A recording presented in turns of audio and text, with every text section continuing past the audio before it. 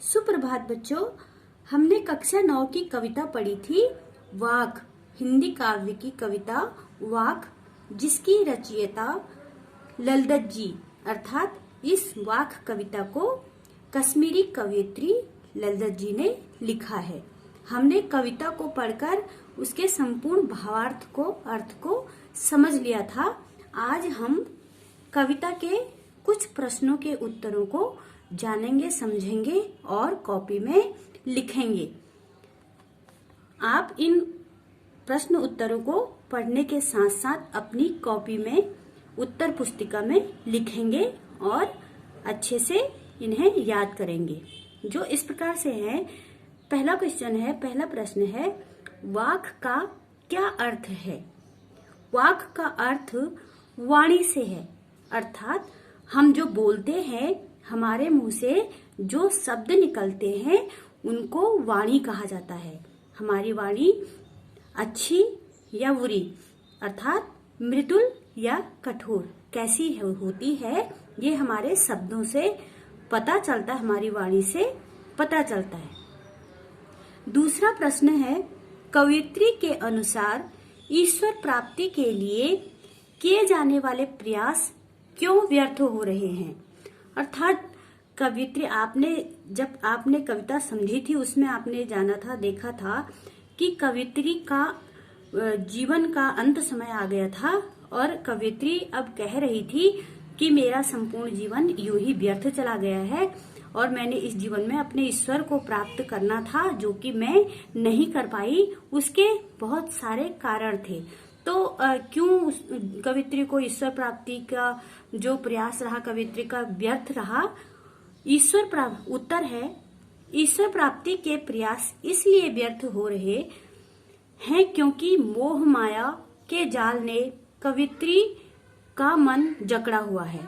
अर्थात जो ईश्वर प्राप्ति करता है उस मानव को मोह माया से दूर रहना पड़ता है और सारी इच्छाओं को, अपनी सारे मन की इच्छाओं को, तृष्णाओं को सर्वप्रथम समाप्त करना होता है। जब मन की इच्छाएं खत्म होंगी तभी वह ईश्वर के नजदीक जा पाएगा। परंतु क्योंकि कवयित्री के मन में मोह माया थी और जिसके जाल के कारण वे अपने ईश्वर के पास नहीं जा पाई और उनके मन को मोह माया ने जकड़ा हुआ था, जिसने कवयित्री को ईश्वर के पास जाने से क्या कर दी, बाधा उत्पन्न कर दी। तीसरा प्रश्न है घर से कवयित्री का क्या आशय है। घर से कवयित्री का आशय है ईश्वर का घर। कवयित्री उसे ही अपना वास्तविक घर मानती है। घर अर्थात हमारे रहने का स्थान, जहाँ पर हम अपने जीवन को व्यतीत करते हैं, अपनी संपूर्ण आवश्यकताओं की पूर्ति करते हैं, उसे घर कहते हैं और सभी रिश्तों बंधनों में जुड़कर उस घर में रहते हैं। परंतु कवयित्री अपना वास्तविक घर ईश्वर का घर मानती है, क्योंकि कवयित्री जानती है कि यह शरीर हमारा नश्वर होता है और इस शरीर को हम जिस घर में रखते हैं यह हमारा स्थायी घर नहीं होता है। हमारा स्थायी घर ईश्वर का घर होता है, क्योंकि मृत्यु के बाद हमें इस शरीर को छोड़कर अपने वास्तविक घर में जाना होता है, जो कि ईश्वर का घर होता है। वही हमारा वास्तविक घर होता है, क्योंकि यह घर तो हमारा केवल इस शरीर के साथ तक ही रहेगा। इस शरीर के अंत हो जाने के बाद हमारा यह घर छोड़ जाएगा और हम अपने वास्तविक घर में पहुंच जाएंगे। इस तरह से चौथा प्रश्न है भोगी बनने और वैरागी बनने से क्या संभावनाएं हैं। कवयित्री कहती हैं कि भोगी और वैरागी किसे कहा जाता है। अर्थात उत्तर है भोगी बनने से व्यक्ति को कुछ हासिल नहीं होता और वैरागी बनने से उसमें स्वयं के तपस्वी होने का अहंकार उत्पन्न होने लगता है। इसलिए कवयित्री ने ये दोनों मार्ग जीवन में बाधक बताए हैं। अर्थात एक भोगी इंसान भोगी का अर्थ होता है गृहस्थ जीवन जीने वाला, अर्थात समाज में रहकर जीवन यापन करने वाला, अपनी जरूरतों को पूरी करने वाला, अपने परिवार के, अपने समाज की जरूरतों के साथ साथ जो मनुष्य जीवन व्यतीत करता है उसको भोगी कहते हैं। और वैरागी जो संतों का, सन्यासियों का, सिद्धि प्राप्त योगियों का जीवन होता है, उनके जीवन को वैरागी जीवन कहते हैं। अर्थात कवित्री यहाँ पर कह रही है कि ये भोगी बनना भी और वैरागी बनना भी दोनों क्या होते हैं, ये हमारे ईश्वर प्राप्ति के मार्ग में बाधक उत्पन्न करते हैं। क्यों उत्पन्न करते हैं? क्योंकि अगर एक वैरागी को सफलता मिल जाती है, ज्ञान मिल जाता है, तो उसे अपने ज्ञान पर अहंकार हो जाता है। और एक भोगी सदैव अपने जीवन को, व्यस्त जीवन को जीने के लिए, अपने जीवन को अच्छे से सुंदर तरीके से यापन करने के लिए सदैव चीजों को व्यवस्थाएं करने पर, चीजों को जोड़ने पर ही संपूर्ण अपना जीवन व्यतीत कर देता है। अर्थात वह भी ईश्वर के पास नहीं जा पाता। परंतु संभावी होता है कि जो दोनों को साथ में लेकर चले, अर्थात बहुत ज्यादा इच्छाओं की पूर्ति करने वाला भी ना हो मनुष्य, और एकदम सब कुछ छोड़ छाड़ कर संन्यास लेकर एक संत का जीवन व्यापन करने वाला भी ना हो। अर्थात थोड़ी बहुत आवश्यकताएं भी पूरी करता हो, समाज में भी रहता हो और अच्छे काम भी करता हो, अपनी इच्छाओं पर अपना नियंत्रण भी रखता हो, तो वो होता है संभावी। अर्थात एक संभावी मानव ईश्वर को प्राप्त कर सकता है। सुप्रभात बच्चों, हमने कक्षा 9 वाक कविता के 4 प्रश्न उत्तरों का अर्थ अच्छे से समझ लिया था। आप इनको अपनी कॉपी में भी लिखेंगे। 5वां प्रश्न है हमारा, संभावी कौन हो सकता है? योग और त्याग के बीच का मध्यम मार्ग अपनाने वाला व्यक्ति संभावी हो सकता है। अर्थात हम संभावी शब्द कविता में एक आया है, इसका अर्थ क्या होता है? अर्थात संभावी का अर्थ होता है योग और त्याग के बीच का मार्ग अपनाने वाला। जो योग और वैरागी के बीच का मार्ग अपनाता हो। योग और वैरागी के बीच का मार्ग का अर्थ आपको समझाया था पहले भी 4थे प्रश्न में, कि जो इंसान बहुत अधिक अपनी इच्छाओं की पूर्ति में न लगा रहता हो, यानी कि अपने इच्छाओं पर, अपने मन की तृष्णाओं पर उसे नियंत्रण रखना आता हो। और वो दूसरा त्याग है, त्याग का अर्थ वैरागी भी होता है कि वह जीवन में त्याग करना भी जानता हो। अर्थात अगर उसको किसी वस्तु की इच्छा उसके मन में उत्पन्न हुई है और वह उसे पूर्ति करने में असमर्थ है, या उसे उस वस्तु का बलिदान करना पड़े किसी वजह से, तो वहां पर वह बिल्कुल भी अपने दुख उसको ना हो, वह उसको आसानी से त्याग कर सके, तो वो संभावी व्यक्ति होता है। अर्थात जो वैरागी भी नहीं है, एक सन्यासी भी नहीं है और गृहस्थी भी है, परंतु वह सभी के लिए, समाज के लिए सहयोग की भावना से भी जीता हो, वह ईश्वर को भी प्राप्त कर सकता है, तो उस व्यक्ति को संभावी कहते हैं। अगला क्वेश्चन है हमारा, 6ठा प्रश्न है, कवयित्री को जीवन के अंत में क्या प्राप्त हुआ? जो कवयित्री हैं वाक की ललित जी, उनको जीवन के अंत में क्या प्राप्त हुआ? कवयित्री को जीवन के अंत में कुछ भी प्राप्त नहीं हुआ, अर्थात उसकी प्रभु मिलन की इच्छा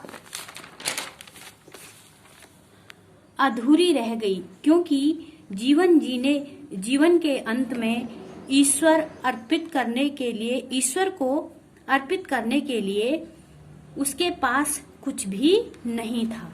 अर्थात जब कवयित्री संपूर्ण जीवन में चाहती तो थी अपने ईश्वर को प्राप्त करना, अपने ईश्वर के लिए साधना करना चाहती तो थी, परंतु उस तरह से कवयित्री अपने जीवन में ईश्वर को प्राप्त नहीं कर पाई जिस तरह से वे करना चाहती थी। और जब कवयित्री के जीवन का अंत समय आया, तब कवयित्री को लगा कि मेरा पूरा संपूर्ण जीवन ही व्यर्थ हो गया, अर्थात अब मैं अपने प्रभु को नहीं मिल पाऊंगी और यह इच्छा मेरी अपने प्रभु को मिलने की इच्छा अधूरी रह जाएगी, क्योंकि ईश्वर को अर्पित करने के लिए उसके पास कुछ भी नहीं था। ईश्वर को अर्पित करने के लिए कुछ भी नहीं होने का अर्थ है कि जब मृत्यु नजदीक आती है, हमारे समीप आती है, उस समय हमें अपने ईश्वर को, अर्थात हमने संपूर्ण जीवन एक नाव में, इस शरीर रूपी नाव को हमने खींच कर जिया। अंत में हम जब उतरते हैं नाव से, तो उतरते समय नाविक को कुछ उतरन देते हैं, जिससे कि हमारा वो नाविक का जो हमारे ऊपर भार था वो समाप्त हो जाता है। उसी तरह से हमारा शरीर एक तरह से नाव की तरह है, और जब हमारा ये शरीर हम त्याग करते हैं, तो इसके बाद हमारा मिलन जब ईश्वर से होता है, तो हमें यह साबित ईश्वर के सामने करना होता है कि हमने इस शरीर से क्या अच्छे काम किए, क्या काम किए। परंतु कवित्री को अब अंत समय में महसूस हो रहा है, एहसास हो रहा है कि मेरा तो यह संपूर्ण जीवन बेकार व्यर्थ चला गया है। मैंने इस जीवन में कुछ ऐसा काम किया ही नहीं है जो कि मैं अपने ईश्वर को अर्पित करूं और यह कहूं कि मैंने इस जीवन में यह काम किया है। अर्थात मेरा ईश्वर से मिलन का जो मेरा स्वप्न था वह सदैव अधूरा ही रह जाएगा। इसका कारण था मोह माया का जाल। अगला प्रश्न है हमारा 7वां, शिव का क्या अर्थ है? शिव का अर्थ है कल्याणकारी, अर्थात जो सभी का कल्याण करे। अर्थात हम एक ईश्वर को ही शिव नहीं कह सकते।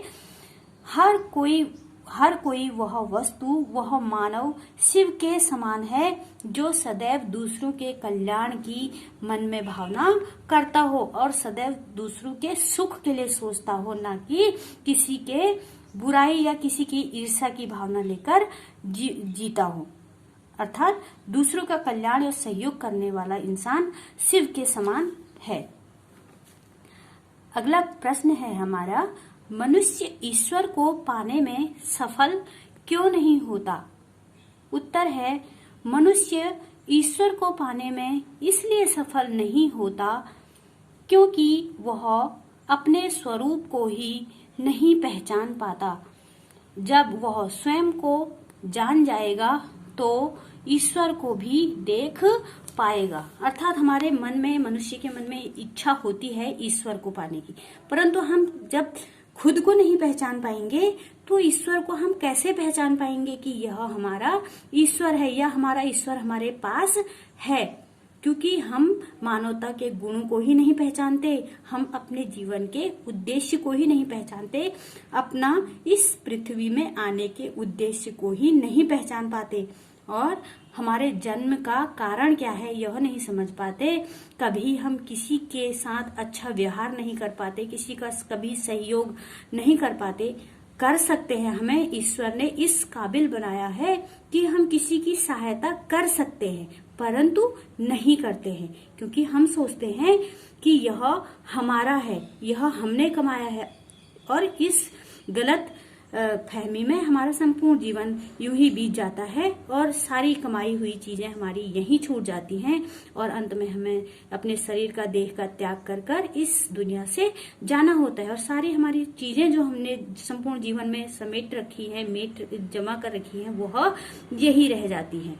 इस तरह से हम खुद के जीवन का उद्देश्य नहीं पहचान पाते, अपने आप को नहीं पहचान पाते, जिसके कारण हमारा ईश्वर हमसे दूर होता जाता है।